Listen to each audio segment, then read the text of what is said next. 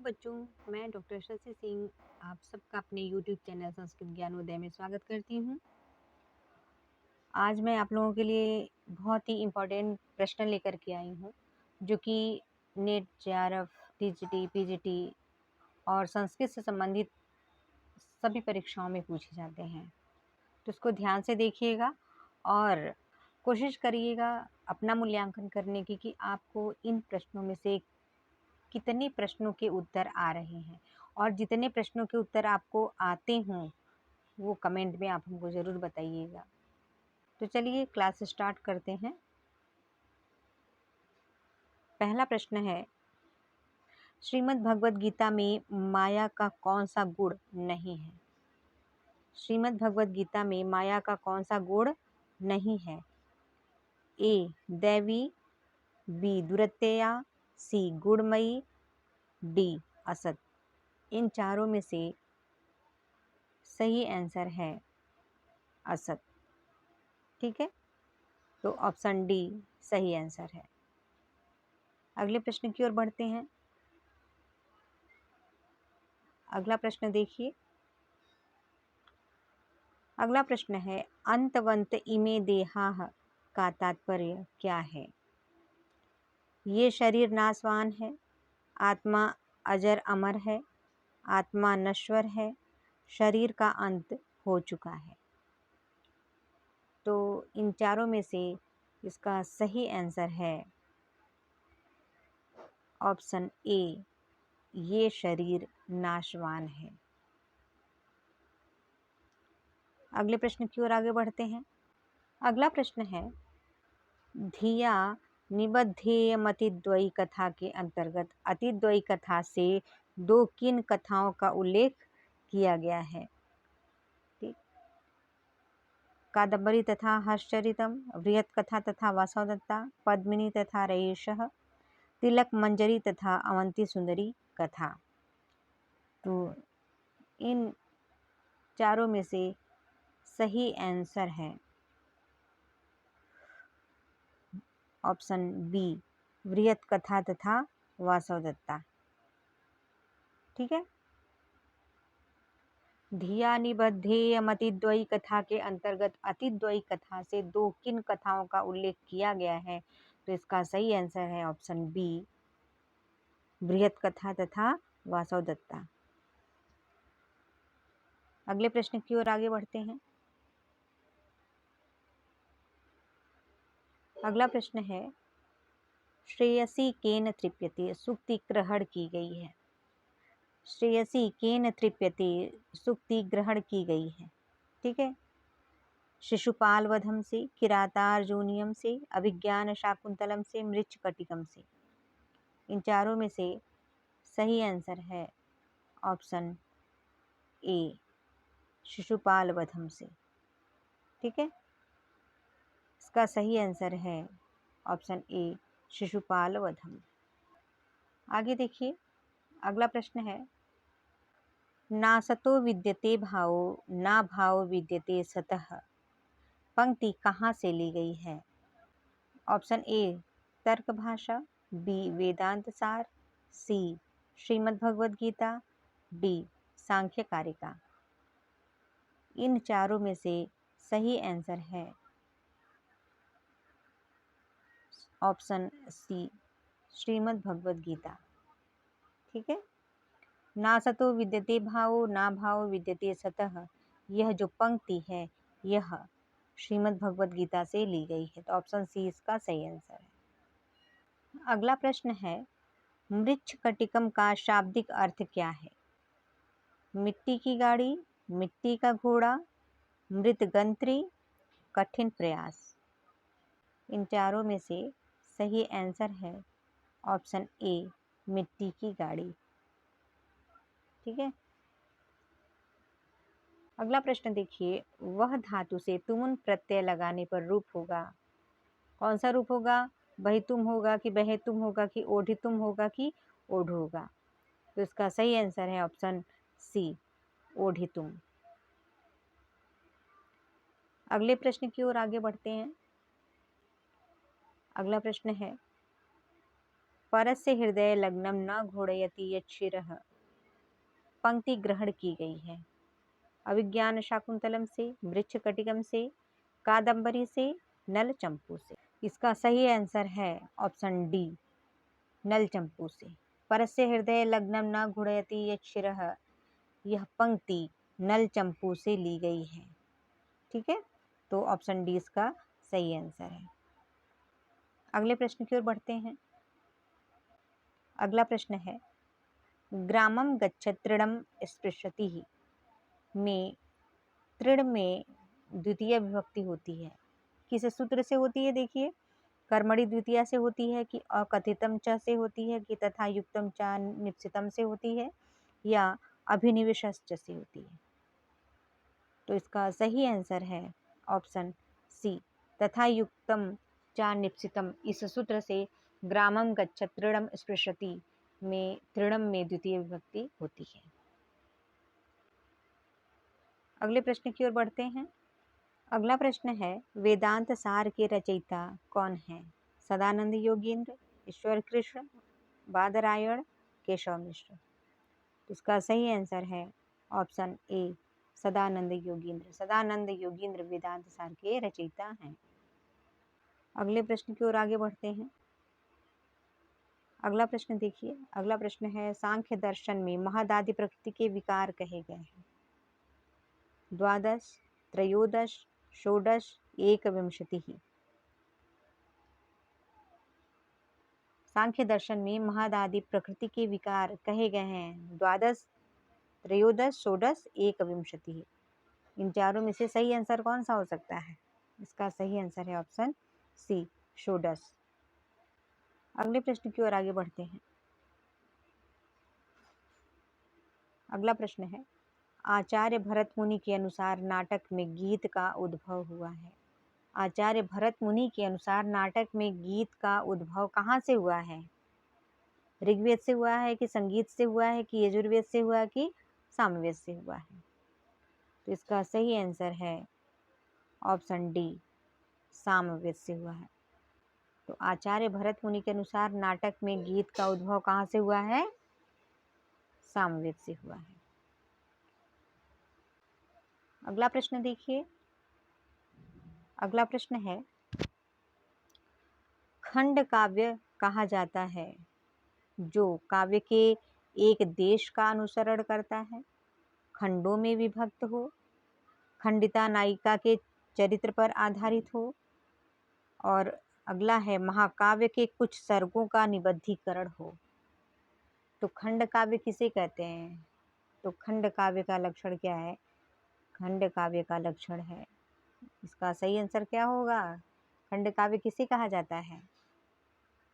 तो इसका सही आंसर है ऑप्शन ए, खंड काव्य कहा जाता है जो काव्य के एक देश का अनुसरण करता है।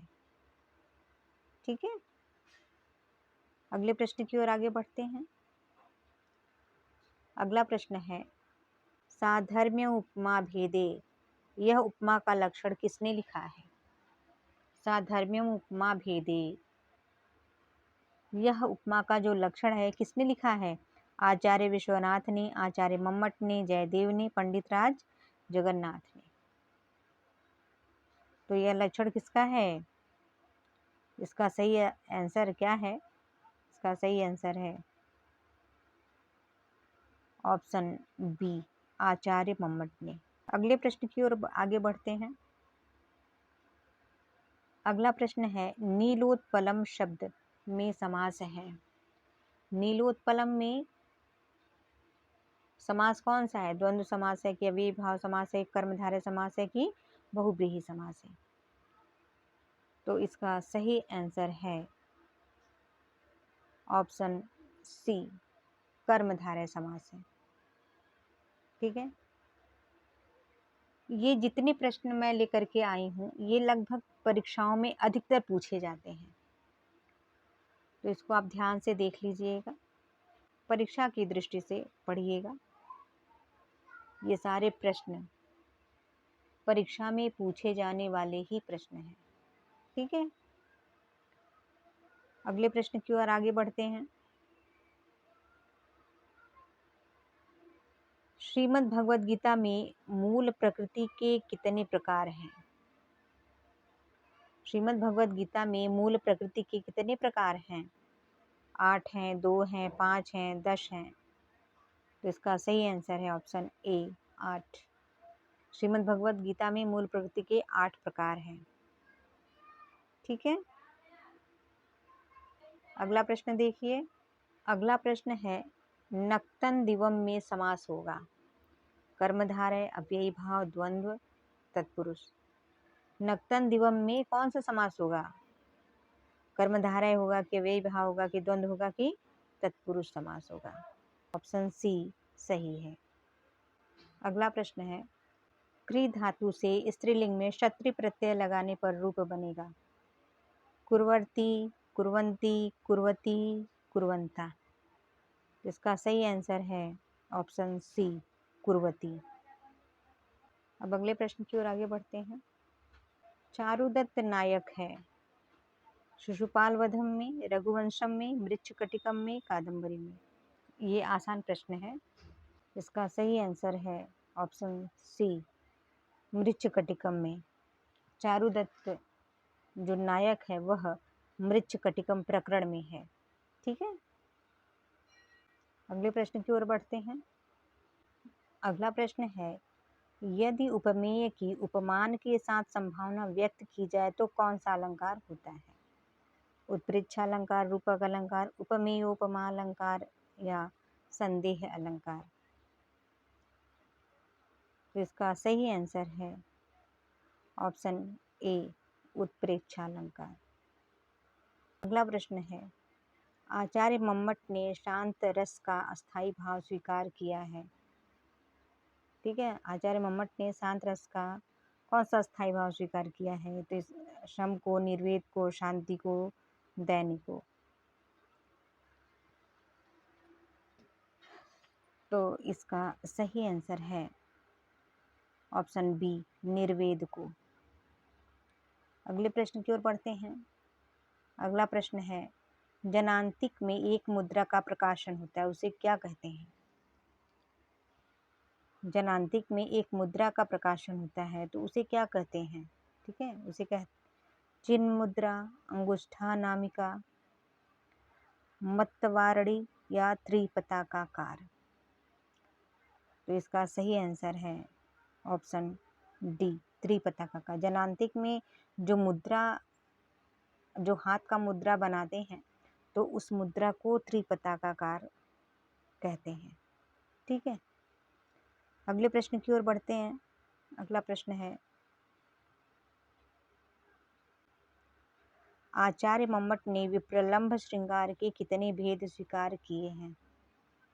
4, 5, 7, 10। तो इसमें से सही आंसर है ऑप्शन बी 5।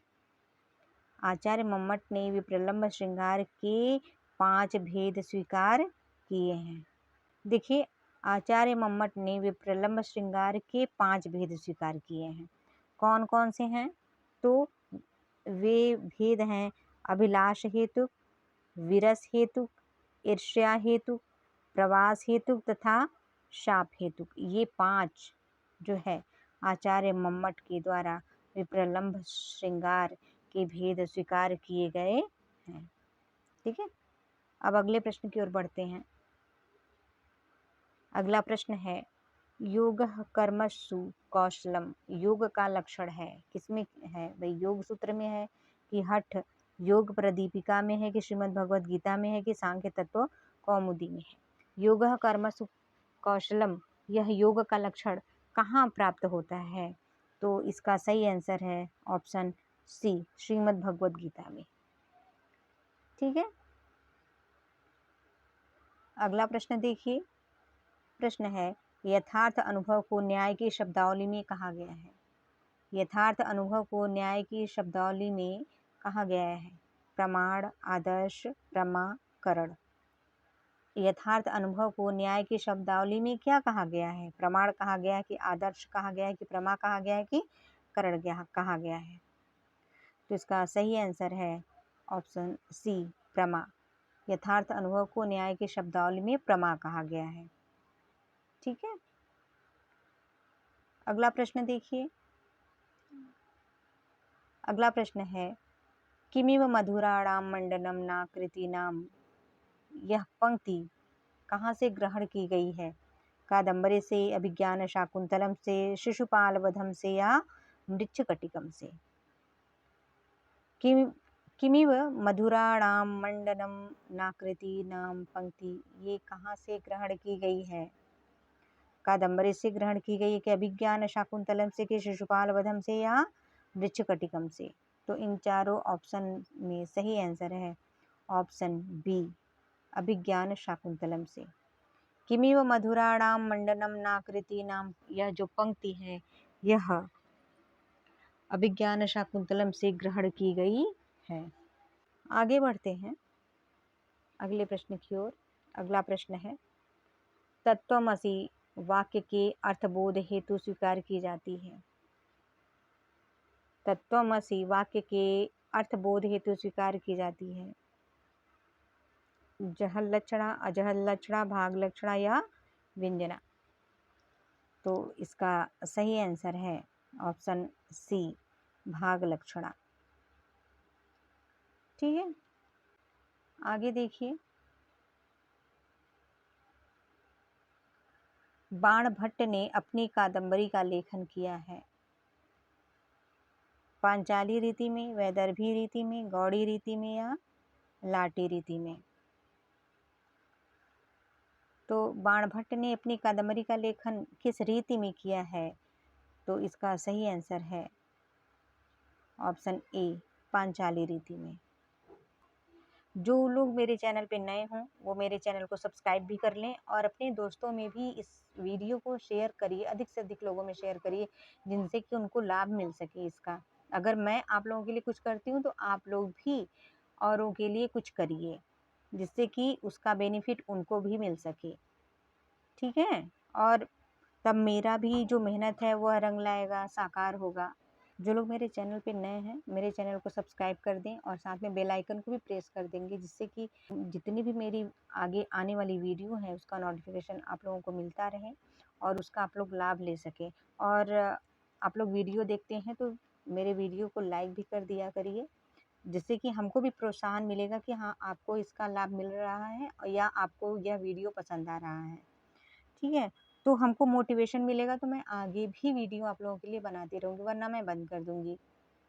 क्योंकि होता है ना कि जब ये समझ में आता है कि आपको इसका बेनिफिट नहीं मिल रहा है तो फिर मैं क्यों बनाऊँ वीडियो, मैं इतना मेहनत क्यों करूँ आप लोगों के लिए। वैसे भी मेरे पास अधिक टाइम नहीं मिलता है, मैं क्लास जाती हूँ, क्लास लेती हूँ, पढ़ा करके आती हूँ, फिर मैं टाइम कुछ निकाल करके अपने समय में से अपना आप लोगों को टाइम देती हूँ। अगला प्रश्न है संकेतित अर्थ को देने वाला शब्द कहलाता है। संकेतित अर्थ को देने वाला शब्द क्या कहलाता है? वाचक, लक्षक, व्यंजक, गौड़? संकेतित अर्थ को देने वाला शब्द क्या कहलाता है? वाचक कहलाता है कि लक्षक कहलाता है कि व्यंजक कहलाता है या गौड़ कहलाता है? तो इसका सही आंसर है ऑप्शन ए, वाचक। संकेतित अर्थ को देने वाला शब्द वाचक कहलाता है। अगले प्रश्न की ओर बढ़ते हैं। यदि आप लोगों की संख्या अधिक हुई, सब्सक्राइबर बढ़ेंगे और आप लोग भी अगर रुचि लेकर के पढ़ेंगे तो मैं और भी अच्छे वीडियो आप लोगों के लिए बनाऊंगी और भी डिफ़िकल्ट या और भी गहराई के प्रश्नों को मैं लेकर के आऊँगी। लेकिन आप लोगों को सपोर्ट करना पड़ेगा। यदि आप लोगों का सपोर्ट रहा तो, यदि नहीं रहा तो मैं वीडियो बनाना बंद कर दूँगी। तो मेरा जो भी वीडियो अच्छा लगे आप लोगों को, यदि आप लोगों के लिए ज्ञानवर्धक है, लाभप्रद है, तो फिर वो कमेंट करके बताइए हमें, या जिस विषय के आप लोग प्रश्न चाहते हैं या व्याख्या चाहते हैं तो वो बताइएगा, मैं वो वीडियो आप लोगों के लिए बनाऊंगी। लेकिन हाँ, सपोर्ट मिलना चाहिए। ठीक है। अधिक से अधिक लोगों के पास शेयर करिए और वीडियो देखिए तो उसको लाइक ज़रूर करिएगा। ठीक है। तब तो फिर हमको प्रोत्साहन मिलेगा, तब तो हमें लगेगा कि नहीं आपको मेरा मेहनत जो है वो पसंद आ रहा है, मेरा वीडियो पसंद आ रहा है, तब फिर मैं आगे मेहनत करूँगी आप लोगों के लिए, वरना समय तो मेरे पास वैसे भी नहीं है। ठीक है। अगला प्रश्न देखिए, किमी वही दुष्कर्म अकरुणा नाम सुक्ति ग्रहण की गई है। किमी वही दुष्कर्म अकरुणा नाम सुक्ति ग्रहण की गई है। कहाँ से यह सुक्ति ग्रहण की गई है? नलचंपू से, शिशुपाल वधम से, अभिज्ञान शाकुंतलम से या कादम्बरी से? तो इसका सही आंसर है ऑप्शन डी, कादम्बरी से। अब अगले प्रश्न की ओर आगे बढ़ते हैं। अगला प्रश्न है, प तथा फ को कहा जाता है? प तथा फ को कहा जाता है व्याकरण में। व्याकरण में जो उच्चारण स्थान है, उस उच्चारण स्थान में प तथा फ को क्या कहा जाता है? प तथा फ जो महर्षि पाणिनि का अष्टाध्यायी है, उसमें प तथा फ को क्या कहा जाता है? ठीक है, इसमें प तथा फ को कहा जाता है, क्या कहा जाता है? प तथा फ या जिह्वा मूलीय या उपधमानीय या यम वर्ण? तो इसका सही आंसर है ऑप्शन सी, उपधमानीय। उसमें एक सूत्र होता है, उपपधमानीयानाम ओष्ठो, इन सबको उपधमानीय कहा जाता है। ठीक है, आगे बढ़ते हैं। अगला प्रश्न है, अगले प्रश्न की ओर बढ़ते हैं। अगला प्रश्न देखिए, नल चंपू विभक्त किया गया है अध्यायों में, अंकों में, उच्छ्वासों में या सर्गों में? तो नल चंपू जो है वह, इसका सही आंसर है ऑप्शन सी, नल चंपू उच्छ्वासों में विभक्त किया गया है। अगला प्रश्न है,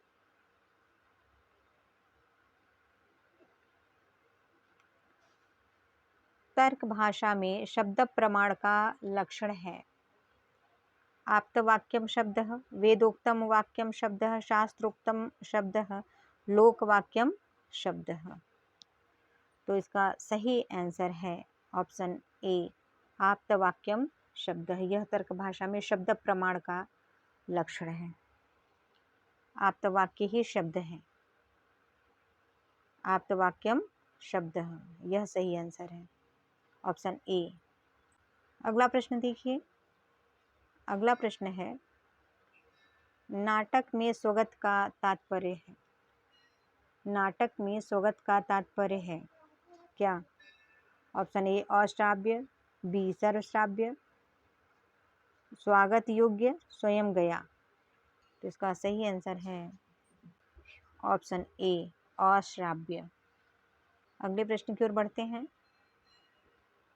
अगला प्रश्न है, सांख्य दर्शन में रजोगुण होता है। सांख्य दर्शन में रजोगुण होता है स्थिर, उपस्टंभक तथा चल, अनुष्टंभक तथा अचल, लघु तथा प्रकाशक? तो इसका सही आंसर है ऑप्शन बी, उपस्टंभक तथा चल।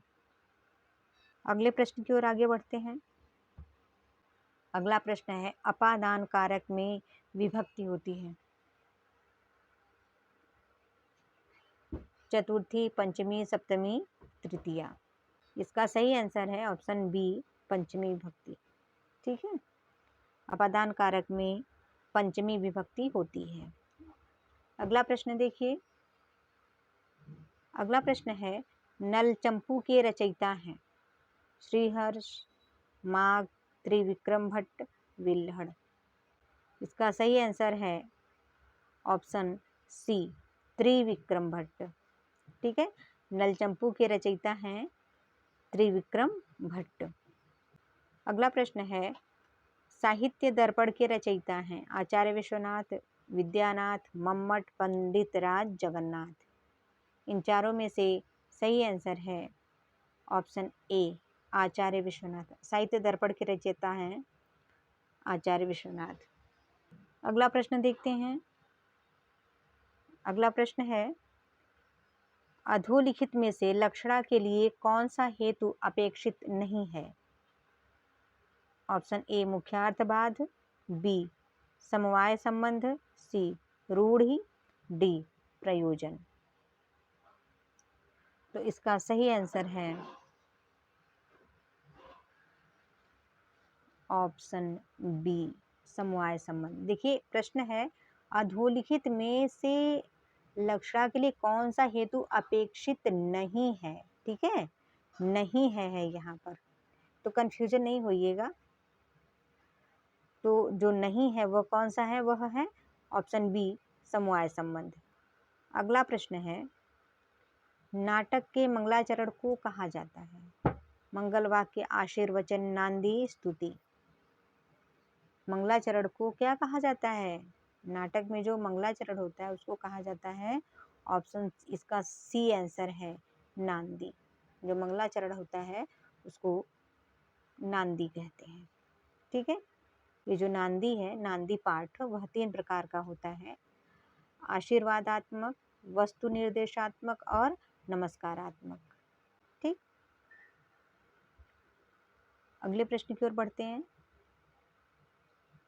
अगला जो प्रश्न है वह है, भाषा विज्ञान के अंतर्गत अध्ययन का विषय नहीं है। भाषा विज्ञान के अंतर्गत अध्ययन का विषय नहीं है। अच्छा, देखिए यहाँ भी ध्यान दीजिएगा, नहीं है। ठीक है, तो अर्थ परिवर्तन, ध्वनि परिवर्तन, काव्य, ध्वनि निरूपण और पद विज्ञान। तो इसमें से कौन सा नहीं है? तो ये अर्थ परिवर्तन भी है भाषा विज्ञान के अंतर्गत, ध्वनि परिवर्तन भी है, पद विज्ञान भी है। नहीं है तो क्या नहीं है? ऑप्शन सी, काव्य ध्वनि निरूपण। काव्य ध्वनि निरूपण नहीं है। ठीक, आज के लिए बस इतना ही। चूंकि वीडियो बहुत ही लंबा हो जा रहा है, इसलिए बाकी प्रश्न हम अगले वीडियो में डालेंगे। ठीक है, तब तक के लिए धन्यवाद।